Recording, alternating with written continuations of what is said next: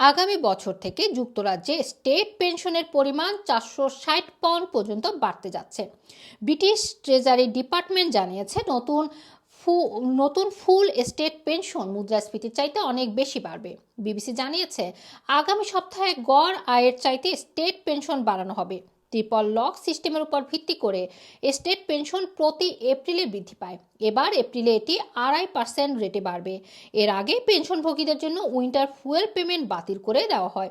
বিষয়টি নিয়ে ব্যাপক সমালোচনার পর স্টেট পেনশন বাড়ানো নিয়ে নতুন ঘোষণা দেওয়া হলো। জানা গেছে 1951 সালের পর জন্মগ্রহণকারী পুরুষ এবং 1953 সালের পর জন্মগ্রহণকারী নারীরা ফুল টাইম স্টেট পেনশন পাবে।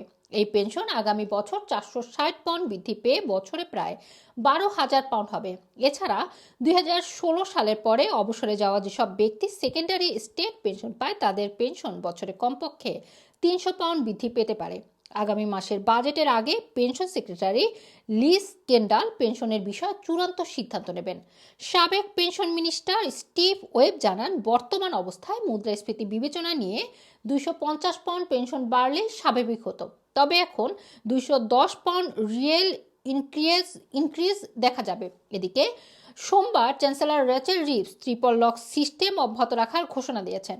এতে বছরে 130 বিলিয়ন পাউন্ড ব্যয় করবে সরকার। ট্রিপল লক সিস্টেমের অধীনে স্টেট পেনশন প্রতি এপ্রিলে বৃদ্ধি পায়।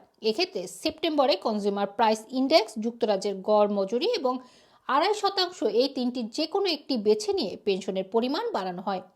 একেই ট্রিপল লক সিস্টেম বলা হয়। 2010 সালে কনজারভেটিভ পার্টির সরকার এই সিস্টেম চালু করে। এদিকে উইন্টার ফুয়েল পেমেন্ট বাতিল করে পেনশন বাড়ানোর এই ঘোষণা দিলেও ক্যাম্পেনাররা বলছেন হাজার হাজার পেনশনভোগী পরিবারকে সাহায্য করার জন্য এটি যথেষ্ট নয়, কারণ এখনও মানুষ কস্ট অফ লিভিং ক্রাইসিসের মধ্যে রয়েছে। এছাড়া ব্যাংক অফ ইংল্যান্ডের ইন্টারেস্ট রেট কমানোর উপরও জোর দেন তারা। এই ছিল আমার কাছে অর্থনীতি নিয়ে একটি গুরুত্বপূর্ণ তথ্য। ব্রিটেনের যে কোনো গুরুত্বপূর্ণ তথ্য জানেন ইউটিউব এবং ফেসবুক পেজে লাইক, ফলো এবং সাবস্ক্রাইব করুন আমাদের চ্যানেলটি।